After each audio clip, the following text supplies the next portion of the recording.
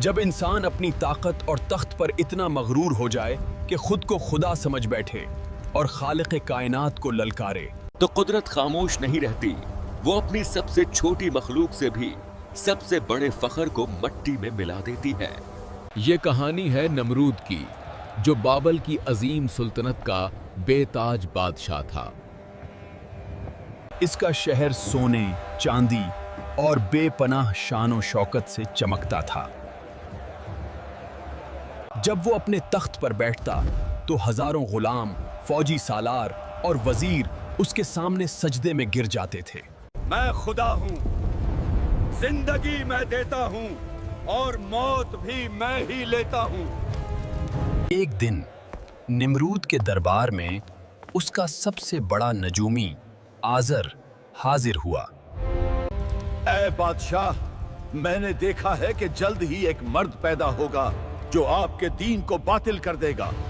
میں حکم دیتا ہوں کہ جاؤ سب لوگوں کو بتا دو کہ میری سلطنت میں کوئی مرد اپنی عورت کے قریب نہ جائے۔ مگر اللہ کا فیصلہ اٹل تھا۔ اسی دوران حضرت ابراہیم علیہ السلام کی والدہ حاملہ ہوئیں۔ حمل کو چھپانا ناممکن ہوتا جا رہا تھا، اس لیے جب ولادت کا وقت قریب آیا تو وہ ایک غار میں چلی گئیں۔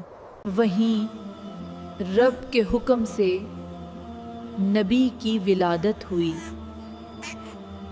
ماں نے کلیجے پر پتھر رکھ کر ننھے ابراہیم کو ایک کپڑے میں لپیٹ کر وہیں چھوڑ دیا۔ غار کا منہ ایک بھاری پتھر سے بند کیا اور خاموشی سے واپس روانہ ہوئی تاکہ کسی کو معلوم نہ ہو۔ غار کے اس سناٹے میں اللہ نے ننھے ابراہیم کے لیے ان کے انگوٹھے سے دودھ جاری کر دیا۔ وہ 13 سال تک اسی غار میں رہے۔ ایک روز ان کی والدہ انہیں اپنے گھر واپس لے آئی۔ اب وہ 13 سال کا ہو چکا تھا۔ جب آزر گھر آیا اور اس نے ابراہیم کو دیکھا تو پوچھا، یہ کون ہے جو اس سلطنت میں زندہ بچ گیا؟ یہ کون ہے اور کیسے بچ گیا؟ حالانکہ بادشاہ نمرود نے تو سخت نگرانی کا حکم دیا ہوا تھا۔ یہ تیرا ہی لڑکا ہے جو 13 سال پہلے غار میں پیدا ہوا تھا۔ افسوس ہے تجھ پر، اگر بادشاہ کو پتا چلا تو میری کیا عزت باقی رہے گی۔ علماء کے درمیان اختلاف ہے کہ آزر حضرت ابراہیم علیہ السلام کے والد تھے یا چچا تھے یا نانا۔ آزر پریشان تھا، سمجھ نہیں پا رہا تھا کہ اس بچے کے ساتھ کیا کرے۔ مگر جب اس نے اپنے بچے کو دیکھا تو اس کے دل میں بے اختیار محبت بھر گئی۔ آزر نمرود کا وزیر اور با اختیار شخص تھا۔ نمرود کوئی بھی کام آزر سے پوچھے بغیر نہیں کرتا تھا۔ آزر بت بھی تراشا کرتا تھا اور اپنے لڑکوں کو وہ بت بیچنے کے لیے بازار بھیجا کرتا تھا۔ ایک دن آزر نے ابراہیم علیہ السلام کو بھی اپنے دوسرے بیٹوں کی طرح بت بیچنے کے لیے بازار بھیجا، لیکن نبی کا انداز سب سے مختلف تھا۔ وہ بتوں کو رسی میں باندھ کر زمین پر گھسیٹتے تھے۔ کون خریدار ہے اس چیز کا جو نہ نقصان دیتی ہے اور نہ فائدہ؟ یوں لوگوں کو معلوم ہو گیا کہ یہ نوجوان بتوں کو نہیں مانتا۔ پھر ایک دن عید کا موقع آیا۔ نمرود اور تمام اہل شہر عبادت گاہ کی طرف روانہ ہوئے، اور حضرت ابراہیم علیہ السلام کو بت خانے کی نگرانی ذمہ لگا دی گئی۔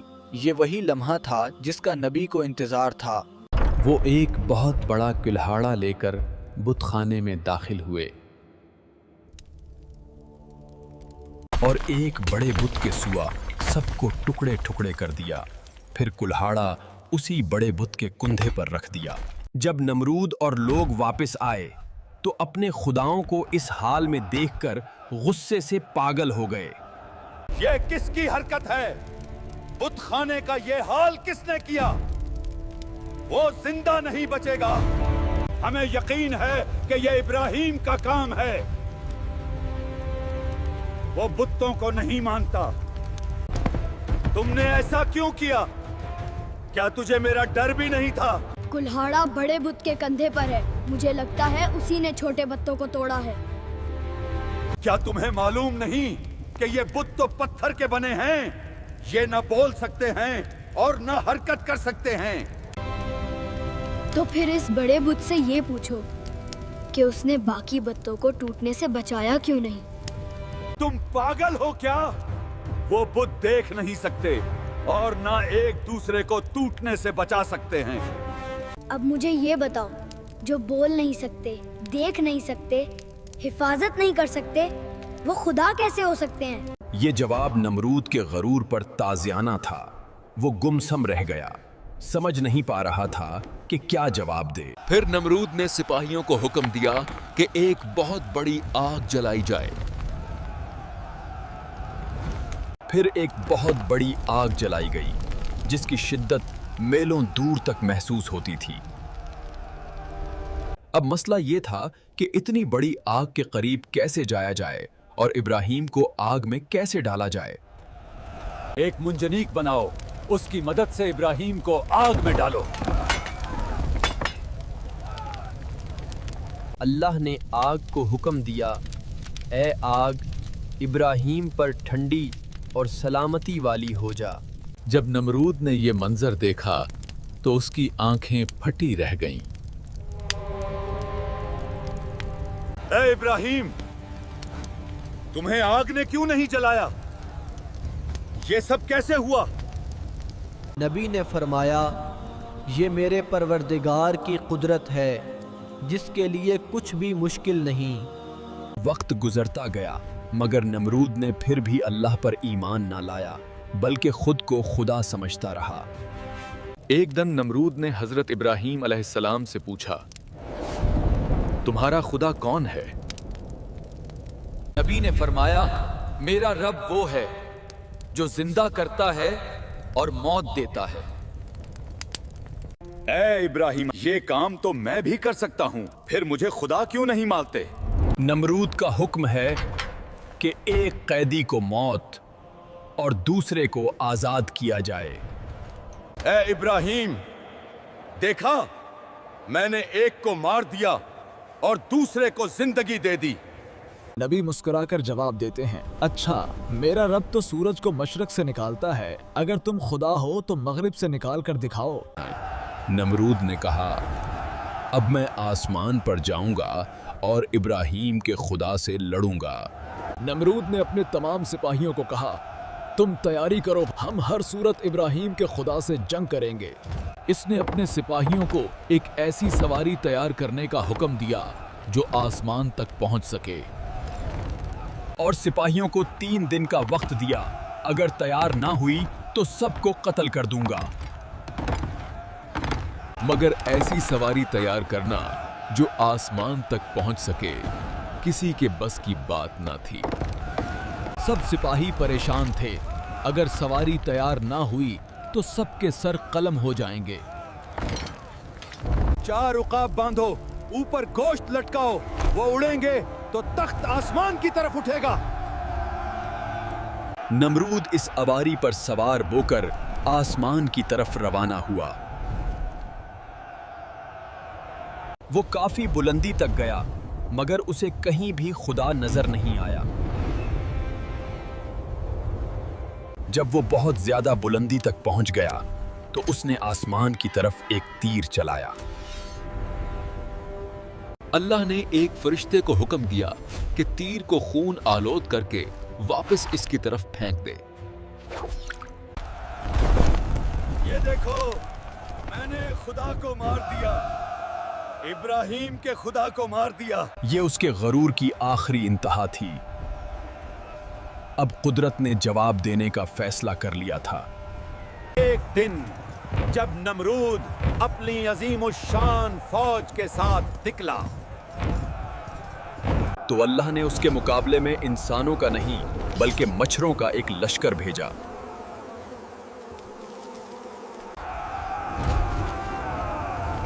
हम इन मच्छरों के साथ हमला कैसे करें? सब लोग भागते हैं और नमरूद भी अपने महल की तरफ भागता है। नमरूद महल में तो पहुंच गया, लेकिन एक मच्छर ने उसका पीछा नहीं छोड़ा। तुम्हें क्या हो गया? मेरा पीछा क्यों नहीं छोड़ रहे? और फिर अचानक वो मच्छर उसके नाक के सुराख से अंदर घुस गया। थोड़ी देर बाद उसे एक अजीब सा एहसास हुआ, जैसे किसी ने उसके सर के अंदर हथौड़ा मारा हो। मच्छर उसके दिमाग के अंदर गूंजता, फड़फड़ाता और हर लम्हा एक नई अजियत देता। नमरूद महल में दीवानावार भागता, दीवार से टकराता, फर्श पर गिरता। मेरे सर पर जूता मारो, जोर से मारो। और जब कोई जूते से उसके सर पर मारता तो नमरूद लम्हे भर को सुकून में आ जाता। लेकिन चंद लम्हों बाद वो अजियत दोबारा लौट आती। मच्छर फिर दिमाग में हरकत करता। दिन गुजरते गए। नमरूद की नींद, सुकून और गरूर सब मच्छर के एक वार से खत्म हो चुके थे। कभी सर्दी में नंगे पांव भागता, कभी फर्श पर तड़प कर चीखता। नमरूद अब अपनी सजा भुगत रहा था। सालों तक नमरूद इसी अजाब में मुब्तला रहा और उसका गुरूर खाक में मिल गया। एक दिन वो अपने ही हाथों से सर पेटते हुए गिर पड़ा। खद्दाम दौड़कर उसके करीब पहुंचे, मगर अब उसकी सांसें रुक चुकी थीं। वही नमरूद जो खुदा से लड़ना चाहता था, आज मट्टी में मिल गया। और यूं वो बादशाह जो खुद को खुदा कहता था, एक मच्छर के हाथों अंजाम को पहुंचा। ये अंजाम सिर्फ नमरूद का नहीं, बल्कि हर उस इंसान के लिए पैगाम है जो अपनी ताकत पर घुमंड करता है।